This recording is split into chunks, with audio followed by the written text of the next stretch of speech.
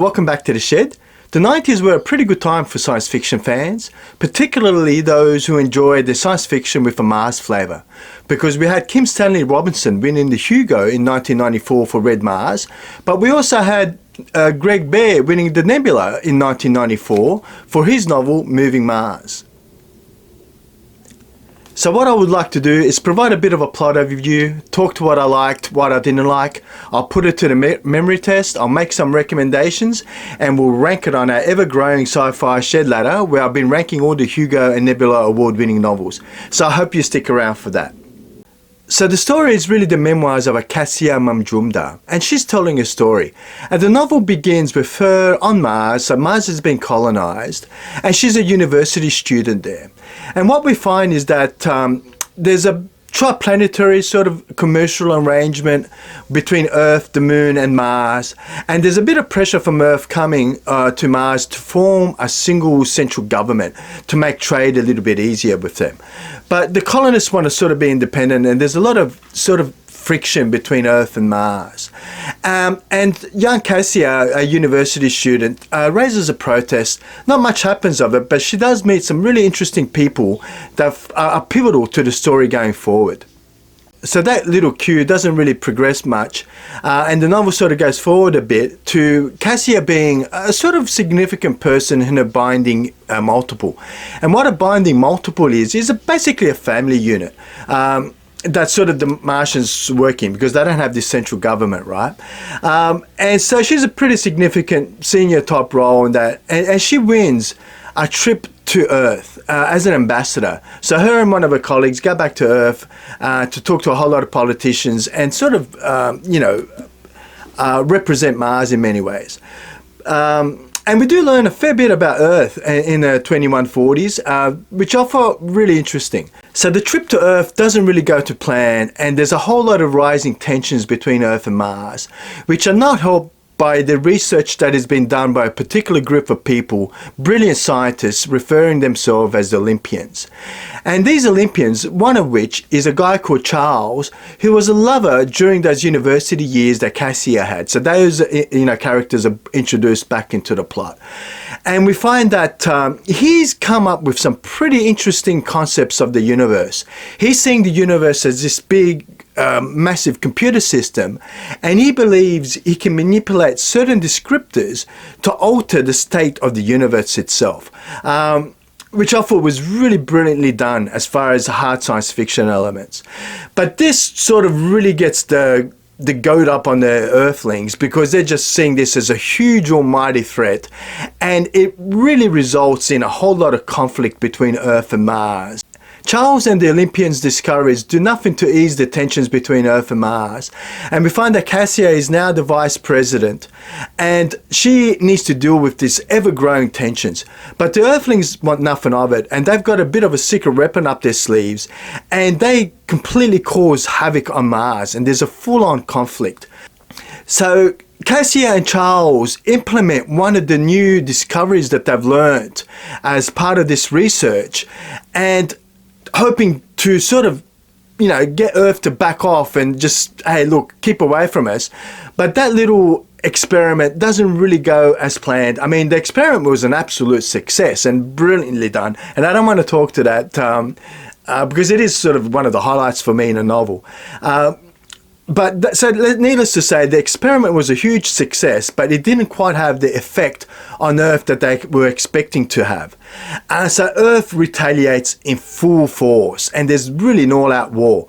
So the scene is set and the question needs to be asked: how will Mars retaliate against this use of force by the Earthlings? Is there a peaceful outcome possible? Will the Martians need to use their full technology and what they've learned to make some to send some drastic signals to Earth, or is there another yet extreme possibility? All will be answered in this pretty fascinating book by Greg Bear. So look, what did I like? I thoroughly enjoyed the novel. I thought it was a really wonderful read, and one that I haven't done since it pretty much came out, so I'm really glad to have revisited it. The things I really enjoyed were the hard science fiction elements. I really liked the concept of these thinkers, these artificial intelligent beings that are hosted in a little box. that have got human personalities to them, so you can converse to them like you would a human, and they sort of help with a whole lot of stuff like, you know, flying starships and used primarily as quantum logic thinkers in some of the experiments that the Olympians were doing. So I really enjoyed that concept of technology there. I really enjoyed the view of Earth in the 2150s.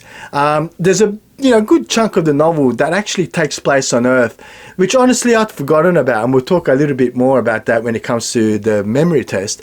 But I really did enjoy that exposition of what Earth looks like in the 22nd century. I thought that was really, really cool. I really enjoyed the Earth segments and some of the cultures and some of the changes that happen on the planet Earth. And it's needless to say, right, it's a colonization book in many ways, and I did enjoy the way the colony structure was set up on Mars. And in a lot of ways, this is a political intrigue book, right? There's a lot of politics here, and gives you some insights as to what the political system may look like on a colony planet such as Mars. So what didn't I enjoy? Look, I would say that I enjoyed the novel thoroughly, but I'd say it was a bit slow going. So it's a bit of a warning, I guess, for some of you out there, that the novel definitely picks up pace as it gets along. But I'd say the first 15 or so percent, it is a little slow going. Look, I didn't find it that way. I was, it's a 440 odd page book, right? So I was expecting to have, slow introduction until the action and the characters were sort of introduced for the plot to really start taking shape. So I sort of came in prepared for that, but I suspect some people will be a bit deterred by that. It was a little bit slow going at the beginning. What I also found, which is sort of borderline for me, like there were certain aspects of the relationships between Cassia and Charles that I enjoyed, but there were some aspects of it that I thought, I could understand that at the beginning of the novel when they're pretty much just kids trying to get to know each other and what they want in life. But that relationship sort of doesn't really mature in any way. And they drop some bombshells when it comes to their personal relationships through the narrative that I thought really, and I don't want to talk to this plot to give spoilers away, but there's a couple of things that happen with Cassia's private life. And her relationship with Charles and some of the proclamations she makes. And I thought, I don't know how realistic this actually is. But look, that's a bit of a nitpick. I did enjoy the characters in general, but there were a couple of moments in there that I just thought they were just a bit unrealistic. I just, for some of the interactions and acclamations were just a bit odd for me. So when it comes to the memory test, look, I think it stood the test of time really well. I did remember the plot quite well. I did remember the plot extremely well. I did remember the characters. They were not the strong suit. It's not what I took away the most from the novel, but definitely the hard science and the concept behind the novel has stood with me and has stood the test of time, right? I haven't really forgotten the concept. I knew it was a Mars colony type book, right? A colonization of Mars. And that was really strong in my mind. And obviously what happens in the climax of the novel, I've never been able to forget as well. I will say, like I mentioned a bit in my plot overview, I did forget that little section of the novel, though, that talked to Cassia going back to Earth and some of the insights that we get into the 22nd century when it comes to Earth itself. I hadn't really remembered that bit of the novel, and I'm glad I reread it because it was really enjoyable this time around.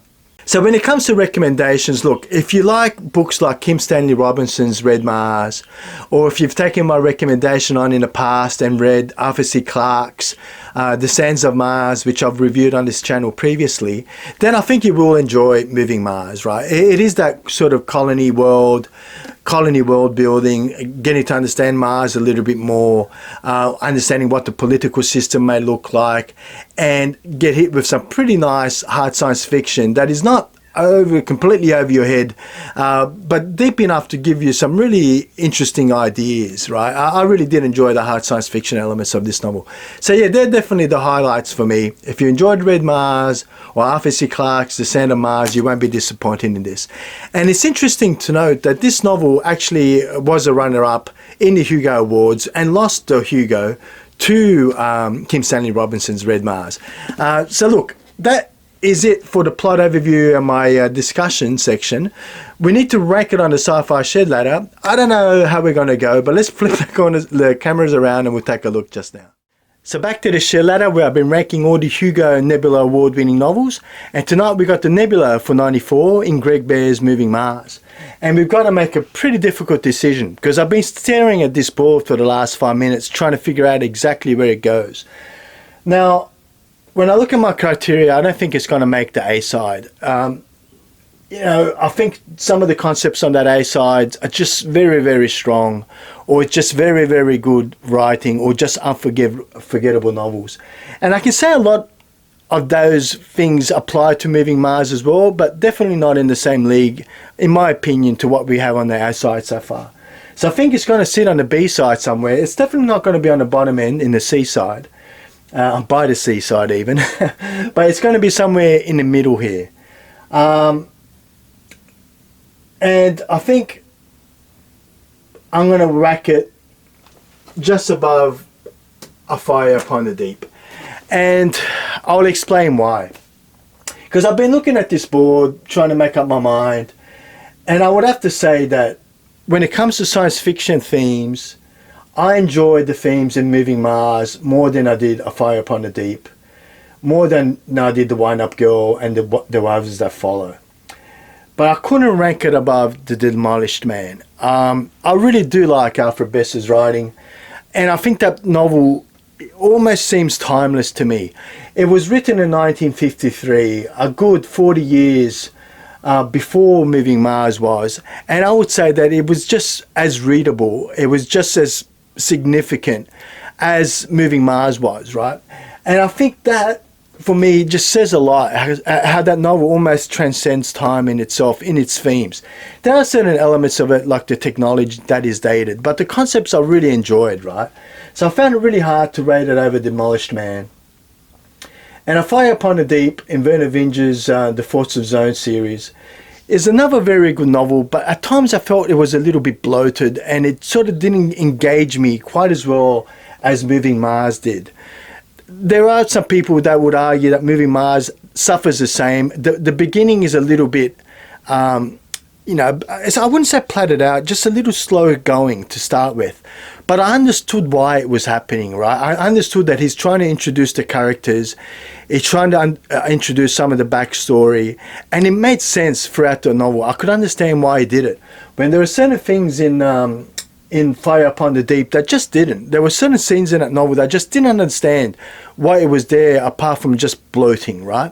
And so that took a couple of points when it comes to A Fire Upon the Deep. The Wind-Up Girl was also a very good novel, but like I said, I had some hiccups with some of those technologies or tech-less solutions to technology problems, right, that had me sort of intrigued, and I didn't quite understand the feasibility of some of those things. And I think it's definitely better than Red Shirts, and I stopped sort of my analysis there, right? The Chloride Conciliator, like I mentioned in the past, I found it really hard to rate it above that, because that is a very complex novel and a very interesting novel in the writing, where Moving Mars is a pretty straightforward novel as far as prose goes, right? So that's why I couldn't rank it above The Chloride Conciliator. And Ring World War, like I mentioned in the past, that concept by far is one of the best in science fiction in my view. And Starship Troopers, the impact it's had on society and the writing, the exposition, it was really hard for me to sort of put it above Starship Troopers, because I'd have to say that Starship Troopers is probably one of my top 10 must-read novels. Not necessarily my favorite novel, my top 10 favorite novels of all time, but I'd have to say that it's a must-read for science fiction aficionados, right? You ought to read it so you can make up your own decision as to how good or bad is that novel, because it's very divisive, very confrontational, very controversial. And none of that can be said about Moving Mars, right? Moving Mars is pretty straightforward fiction, very interesting concept, very interesting storyline, but there's nothing really that stretches in the realms of controversy, right? So look, that's where we stand. A really enjoyable read, highly recommended read. I'm looking forward to reading Red Mars, but I've got some big chunkers coming my way over the next couple of months to get through this board, so hopefully we'll squeeze it in somewhere. Hey, thank you so much for joining me in the shed, and like always, I'll see you next time in the shed.